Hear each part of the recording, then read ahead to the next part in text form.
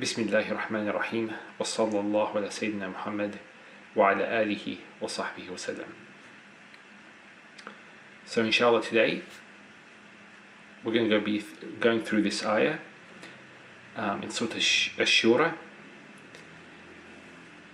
It starts off أعوذ بالله من الشيطان الرجيم لله ملك السماوات والأرض يخلق ما يشاء ويهب لمن يشاء إناثا ويهب لمن يشاء الذكور.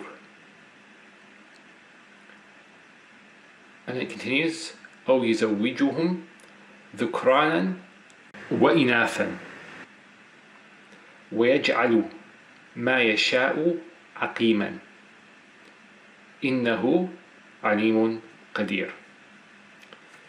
So what I want to address, and this is based on a question I was asked, is inathan here is indefinite, while al-dhukur is definite.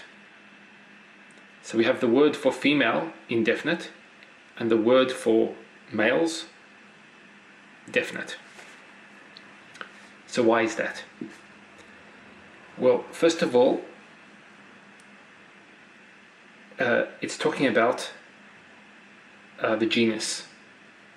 So females in a general sense, males in a general sense. So the question is, why is one indefinite and why is one definite? Now usually it's definite. When we talk about genus, it's usually definite.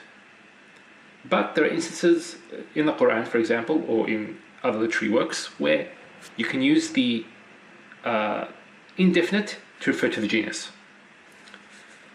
Just an example of that is in the Quran, we have the creation of Adam, for example.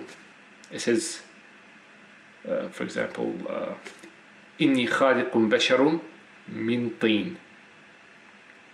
Min طين, from clay, that we have created bashar, mankind, from طين. Here, طين, or dirt, clay, how you like to translate that, mud, it's talking about this particular substance, so in a generic sense. There is another ayah in the Quran where it's definite. For example, Nabi Isa Islam, إني أخلق لكم من الطين من الطين كهيئة الطير, that I create from clay or mud, like the shape of a bird. So both definite and indefinite can be used for the genus. That's the point first. I do have a lesson on this, a short lesson regarding the difference between teen and at-teen and how they can both be used and the difference in meaning between the two. So I advise you to listen to that. Inshallah, I'll probably put a link with this video. And so let's get to, for example, let's get to the reason for using the word inath in the indefinite and al-dhukur definite.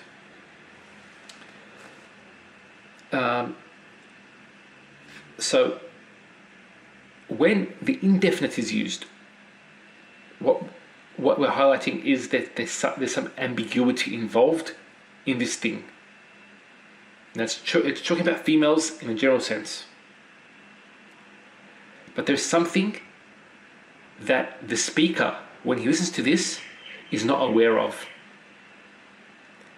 And for this reason, it's put indefinite. Now the Arabs, they used to pride themselves with having children, male children. So this was something that they considered this a gift from Allah SWT, that when He gave a male to them, that would be, happy time. While if they got a female, they didn't see it this way. They saw it the opposite. We know this now. So so here the definiteness of ad-dhukur shows that the gift of a male is known to the person listening to this. Because here it says yahabu, the verb yahabu. Now yahabu means to give a gift. And we know one of the names of Allah SWT is Al-Wahhab, the one who is the bestower of gifts. So having children is a gift. And when Allah SWT mentions yahabu, to gift, lima yasha, He gives this gift of children. And those who have children know that they are gifts from Allah SWT. He who gets this gift, He mentions the female first to show. So before He mentions the male as a gift, He mentions the female as a gift. So this is done to change this mentality that existed and still exists today. Actually, a lot of cultures today would prefer a male over a female. But Allah SWT is actually showing, by mentioning the female first, that they are actually, in terms of being granted a gift, they were mentioned first. So this shows that the gift of a female supersedes that of a male. So it's the opposite of what people actually assume. But at the same time, He mentions it as indefinite. So the inath is indefinite because this blessing is not fully understood. Okay. One thing to note here is inath and ad-dhukur, both of these words are the generic words for that in the general sense. In the next ayah, actually, it speaks about them more specifically. It's more specific. So here, yahabu liman yasha, to have whomever He wills. This is talking about whole mankind. Because here it says lillahi mulku as-samawati wal ard yakhluqu ma yasha. This is talking about everything, that Allah created everything, and to Him belongs everything, the whole dominion. But next He goes into more specific context, which is yuzawijuhum dhukranan wa inathan. So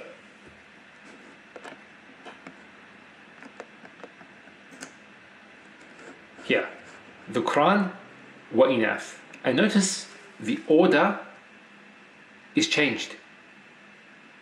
The males mentioned before the females. And here, وَيُزَوِّجُهُمْ. So, for example, in the first ayah, here, it talks about either you're getting females or males. Or يُزَوِّجُهُمْ, or they're paired up, males and females together.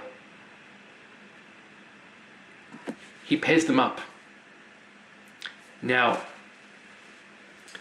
why does He... Now, He mentions the male before the female here. Okay? Why is this?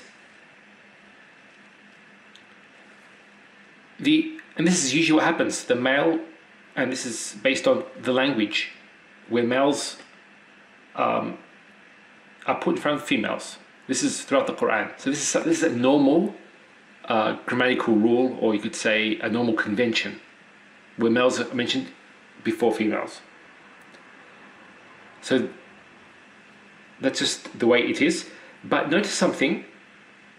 Here the word dhukran is used, while here ad-dhukur, here it's talking about the male in the general sense, in a generic sense, sorry.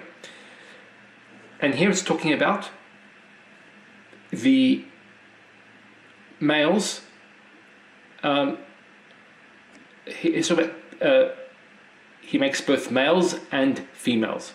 So when we talk about a couple who have males and females, how many males will they have? There's not going to be more than, 2, 3, 4, let's say 10. Let's say 12. Let's say like الوليد بن المغيرة وجعلت له مالا ممدودا وبنين شهودا. So whoever it is, there's not going to be as much as when it's talking about them in a generic sense. So here, this is actually what's known as, this particular plural is known as جمع الكثرة, the greater plural, and here it's the lesser plural, جمع القلة. That's why the Quran is used here. When it comes to inath, there's only one plural, so they're both used for the greater and lesser plural. Okay? Now, one thing about the female,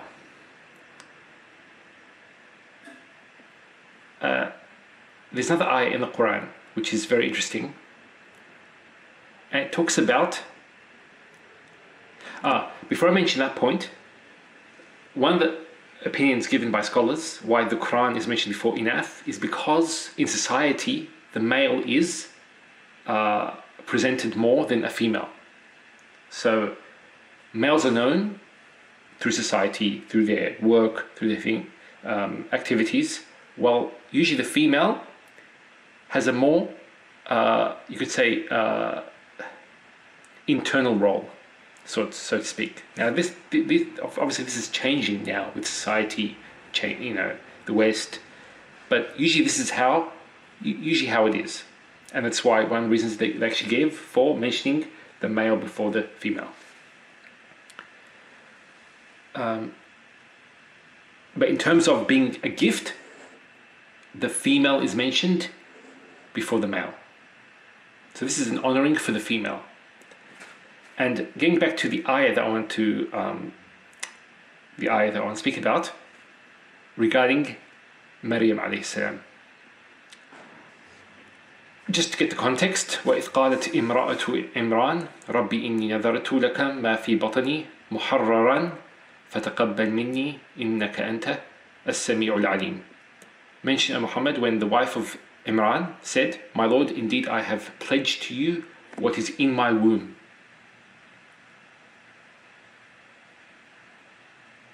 And she done this for the sake of Allah SWT, so that this muharrar, notice muharrar is used, the masculine, because she wanted, because they're the ones that have this role.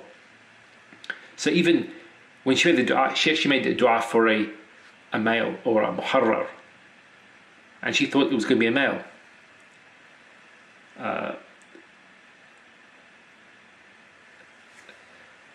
And so when she became pregnant and then gave birth, what did she say?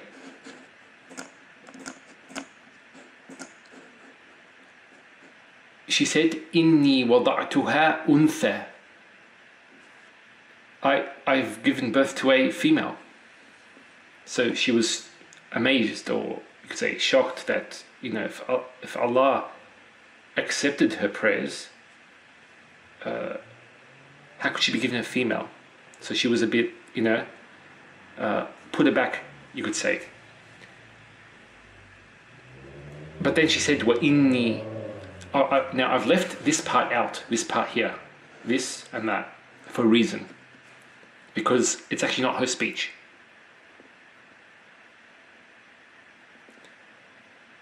What she actually says is in blue. She says, إِنِّي وَضَعْتُهَا أُنْثَى وَإِنِّي سَمَّيْتُهَا مَرْيَمَ وَإِنِّي أُعِيذُهَا بِكَ وَذُرِّيَّتَهَا مِنَ الشَّيْطَانِ الرَّجِيمِ. So that's what she said. But notice something. When she said إني وضعتها أنثى, this is actually in brackets. This is actually not a statement made by her, but has been embedded in. It's an embedded sentence or two embedded sentences that Allah makes in the third person. Where it says Wallahu a'lamu bima wada'at. Allah knows what she gave, meaning that there's no mistake involved here. And this is a lesson for us when we make dua for something and Allah answers it, but in a different way than we asked. Allah a'lam, Allah knows. We think that this is right for us, but it's not. That's one of the lessons to learn there. But anyway, Wallahu a'lamu bima wada'at wa laysa dhakaru kal-untha. And the notice here, wa laysa dhakaru kal-untha, that the male is not like the female. Now, some scholars actually said that this was actually the kalam of Imra'atu Imran. وَلَيْسَ الذَّكَرُ كَالْأُنْثَى. And it's actually, what they think it's actually a praise for the male. Because she was actually saying, you know, why do you give me a female? A male is better than a female. That's actually incorrect. Other scholars, what they say, if Maryam, Imratu Imran, was actually not, I wouldn't say objecting, but she was actually saying this. If she was saying this, sorry, I don't mean objecting. So she was saying this, just, you know, saying that a male would have been better than a female, or a male is better in this type of role. If she actually said it, obviously it would be in a bad light, like that she's not against, but she's not happy with the decision. But if she actually did say it, what you would expect would be وَلَيْسَ الْأُنْثَى كَالذَّكَرِ, because she got a female. So when you get a female, you say, but the female is not like a male. But here it's وَلَيْسَ الذَّكَرُ كَالْأُنْثَى, but the male is not like the female. So here actually there's praise for the female. And Allah knew that Maryam would do the best job than any male. So here there's also honoring for the female. And that's a statement made not just in her case. This is Allah SWT is actually saying this in the third person. And in not specifically in this context. It's a jumla i'tiradiyya, but it's mentioned, although mentioned in this particular story, but it's not a specific statement. It's a general statement that the dhakar, the male, is not like a female. So there's honoring for the female, and you put the thing that's honored later on.